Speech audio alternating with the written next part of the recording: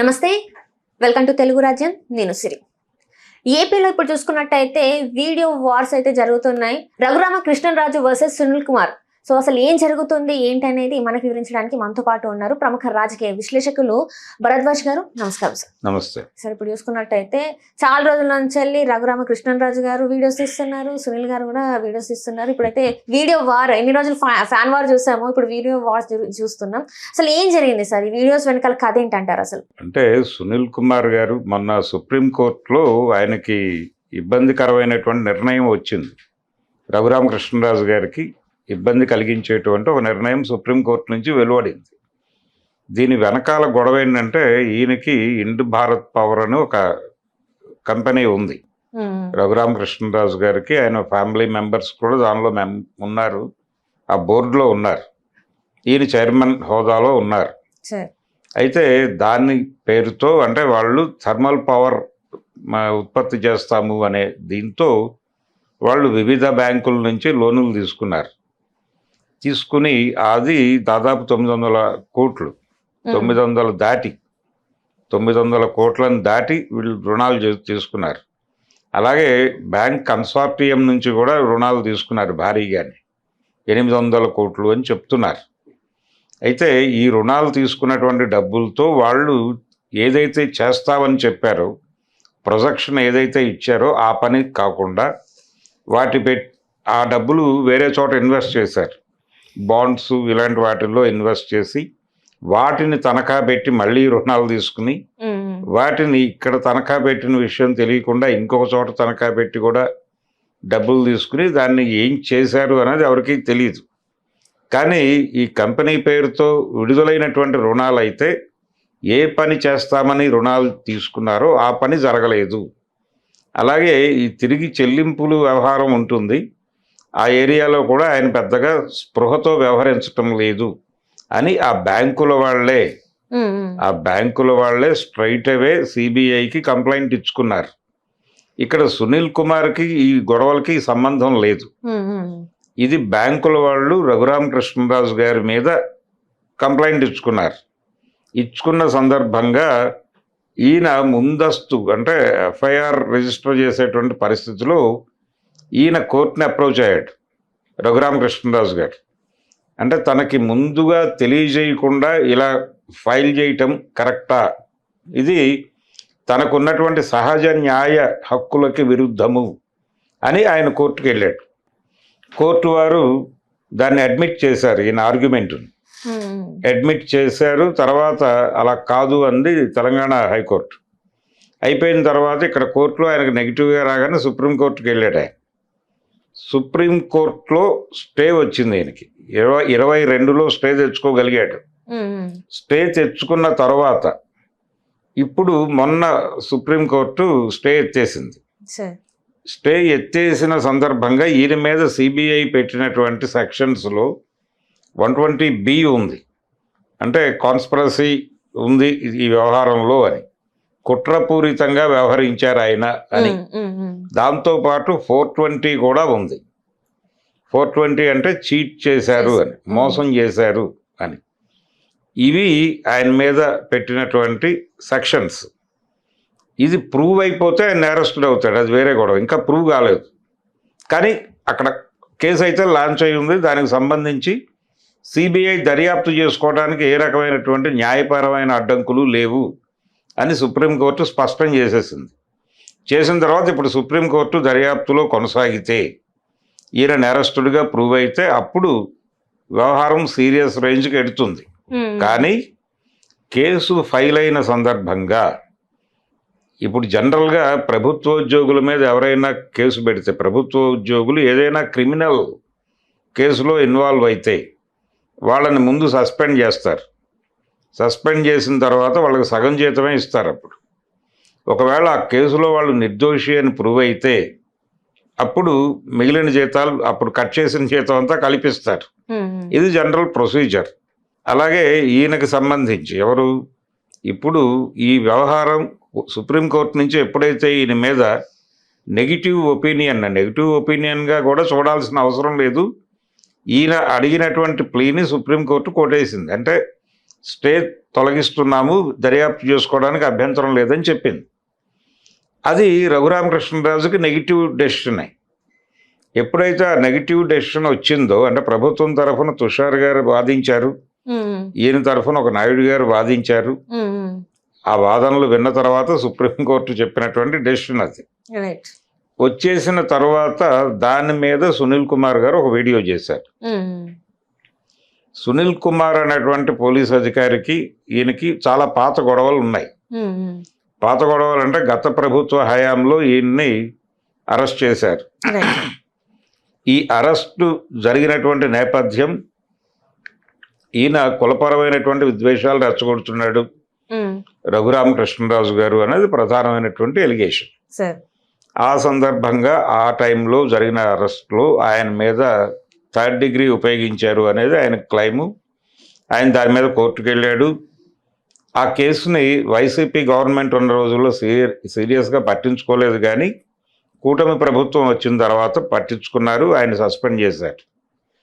అంటే ఆయన జనరల్గా సర్వీస్లో ఉన్నటువంటి వాళ్ళు ప్రభుత్వానికి సంబంధించినటువంటి పదవుల్లో ఉన్న వాళ్ళ మీద కామెంట్ చేయటం అంటే అది నేరుగా ప్రభుత్వం మీద కామెంట్ చేసినట్టుగానే భావించాల్సి వస్తుంది. కాబట్టి ఆయన సర్వీస్ నిబంధనలకి ఉల్లంఘించాడు అని ఒక క్లెయిమ్ చేసుకోవడానికి అవకాశం ఉంది ఈయనకి, రఘురామకృష్ణరాజుకి ఉండి.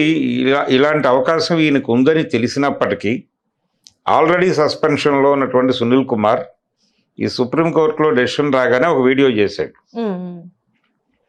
ఆ వీడియోలో తన సస్పెన్షన్కి కారకుడైనటువంటి రఘురామకృష్ణరాజు గారు, ఆయనకి సుప్రీంకోర్టు ఇలాంటి ఒక జడ్జిమెంట్ ఇచ్చింది, ఆ జడ్జిమెంట్లో చెప్పిన ప్రకారం ముందుకెడితే ఆయన అరెస్ట్ అవుతాడు, అంటే ఆయన రుణం తీసుకున్నటువంటి మాట వాస్తవం, ఏమీ జరగని మాట వాస్తవం, ఈ డబ్బులు పక్కదారి పట్టించారు అనేది వాస్తవం, అంటే కనిపిస్తున్న మేరకు.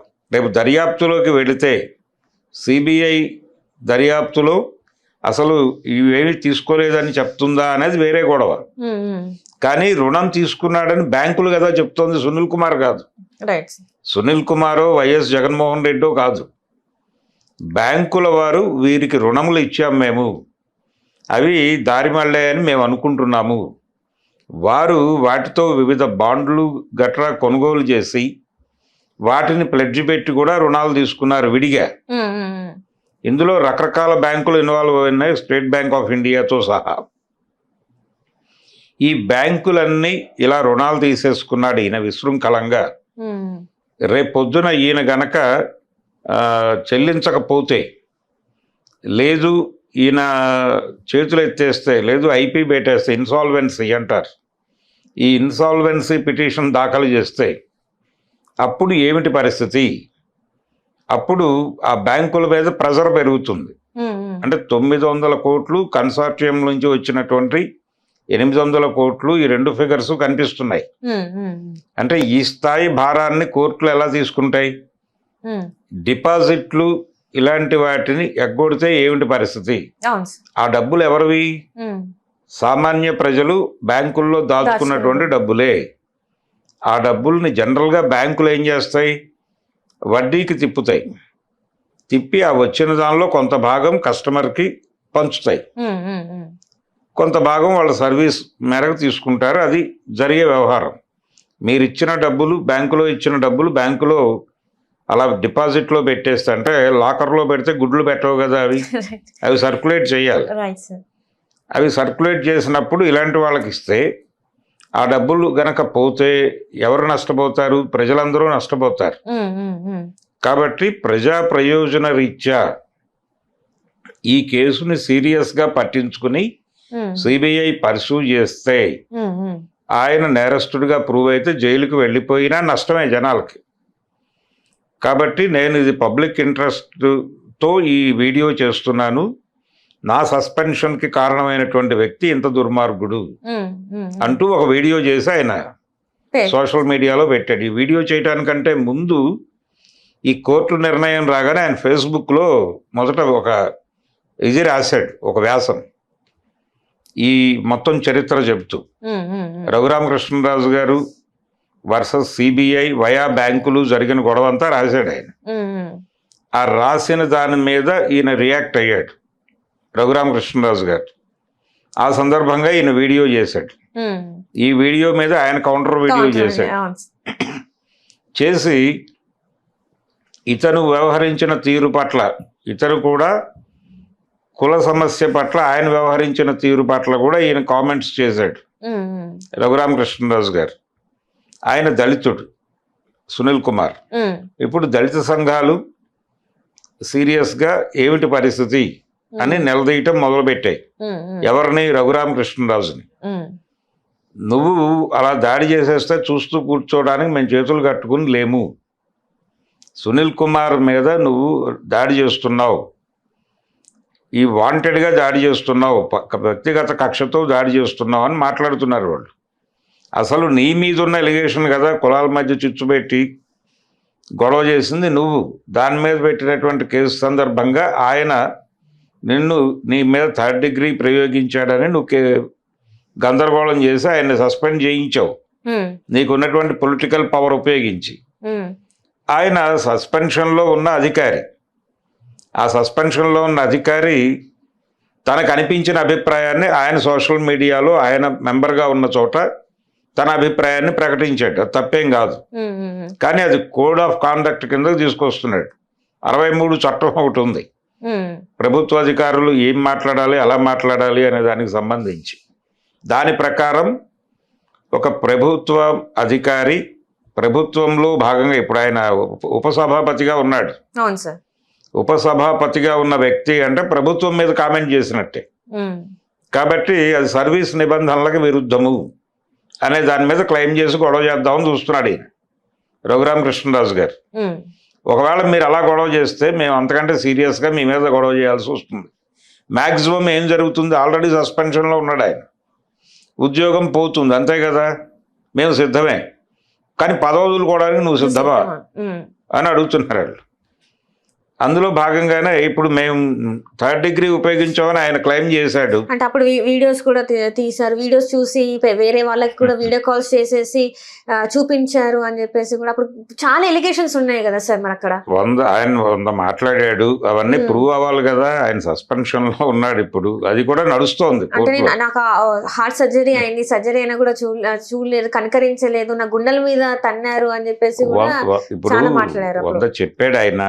ఆ చెప్పిన దాన్ని ప్రూవ్ చేసిన తర్వాత కదా కోర్టులో మీరు సాక్ష్యాధారాలు పెట్టి ప్రూవ్ చేసిన తర్వాత కోర్టు వాటి మొత్తాన్ని విశ్వాసంలోకి తీసుకుని అవతల వ్యక్తికి శిక్ష వేసినప్పుడు కదా సునీల్ కుమార్ నేరస్తుడు అయ్యేది.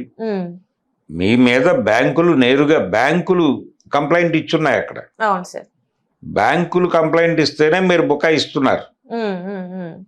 మీ మీద దర్యాప్తు జరగకుండా చూసుకోవడానికి మీరు కోర్టుల నుంచి చాలా డ్రామా నడిపారు. ఫైనల్గా ఇప్పుడు విచారణ జరపచ్చు అని సుప్రీంకోర్టు గేట్లు ఎత్తేసింది. ఈ గేట్లు ఎత్తేయటం అనేది కదా కీలకమైన విషయం. సునీల్ కుమార్ మిమ్మల్ని టార్చర్ చేశాడు, జగన్మోహన్ రెడ్డి గారి మెప్పు కోసం చేశాడు, ఇవన్నీ ఓకే. ఈ గొడవని మించిన గొడవ కదా, అది పబ్లిక్తో లింక్ అయి ఉన్న గొడవ కదా.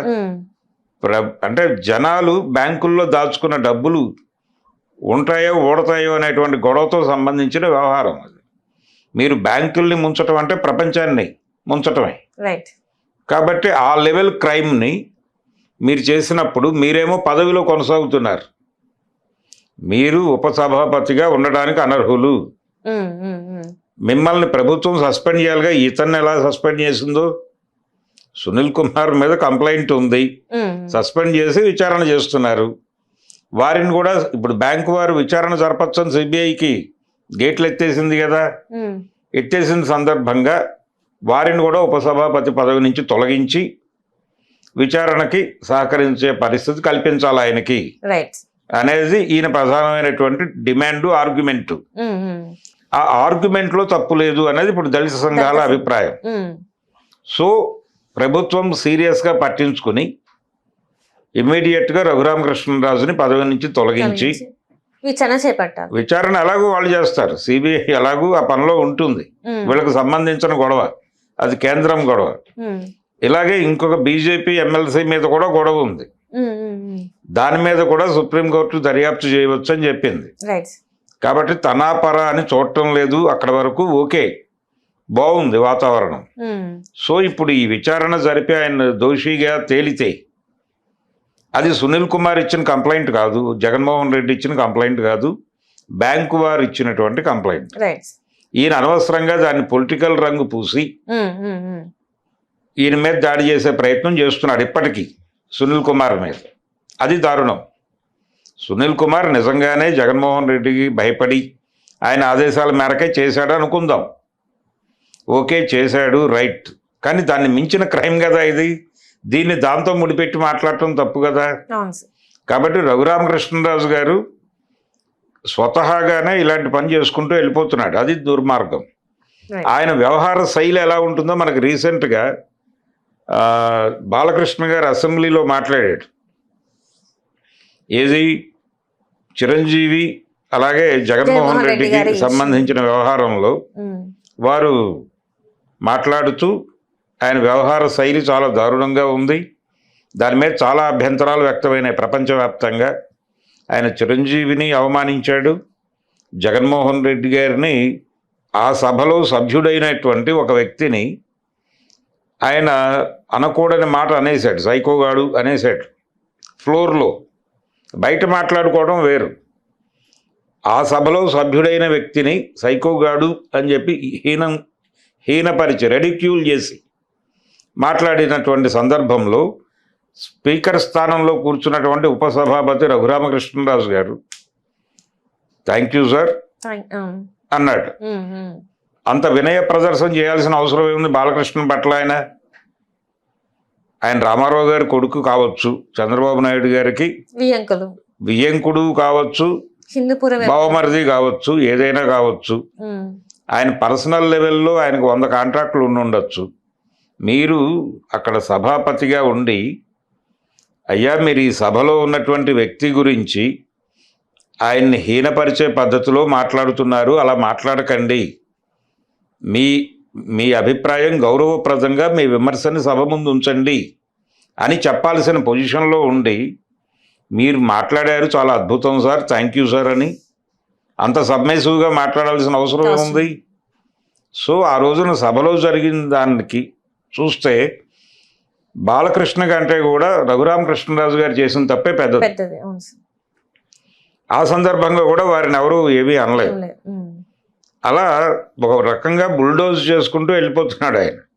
ఈ బుల్డోజర్ని ఆపాల్సిన అవసరం ఉంది అనే అభిప్రాయం ఇప్పుడు దళిత సంఘాల నుంచి వ్యక్తం అవుతోంది. కాబట్టి అందరూ మాట్లాడటం మొదలుపెట్టారు. ఇప్పుడు జడ శ్రవణ్ కుమార్ మాట్లాడాడు, అలాగే దళిత రచయితల వైపు నుంచి కూడా అభిప్రాయాలు వస్తున్నాయి బయటికి. నెమ్మదిగా అక్కడ సంఘటితం కావటం అనేది కనిపిస్తోంది.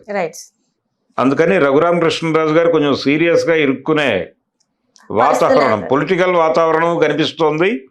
దాంతోపాటు లీగల్ గొడవ కూడా అలాగే ఉంది, ఆ రేంజ్లోనే ఉంది.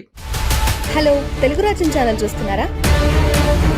సామాజిక రాజకీయ జీవన చిత్రణే తెలుగు రాజ్యం. అతిశయోక్తులు అసత్యాలు ఉండవు. రాజకీయ కోణం కాదు, ప్రజా కోణమే కొలబద్ద. తెలుగు రాజ్యం వీక్షణ మీ ఉత్తమ అభిరుచికి నిదర్శనం.